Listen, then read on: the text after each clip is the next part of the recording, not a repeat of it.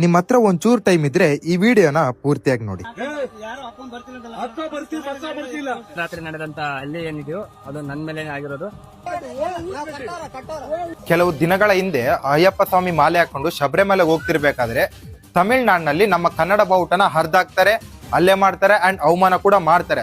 ಆದ್ರೆ ಒಬ್ಬ ವ್ಯಕ್ತಿ ಜನವರಿ 25ನೇ ತಾರೀಕು ಅದೇ ಅವಮಾನ ಆದ ಜಾಗದಲ್ಲಿ ಅಂದ್ರೆ ತಮಿಳ್ನಾಡಿನಲ್ಲಿ ನಮ್ಮ ಕನ್ನಡ ಬಾವುಟನ ಹೆಮ್ಮೆಯಿಂದ ಹಾರಿಸ್ತಾರೆ. ಆ ವ್ಯಕ್ತಿ ಬೇರೆ ಯಾರು ಅಲ್ಲ, ನಮ್ಮ ಸುದೀಪ್ ಸರ್.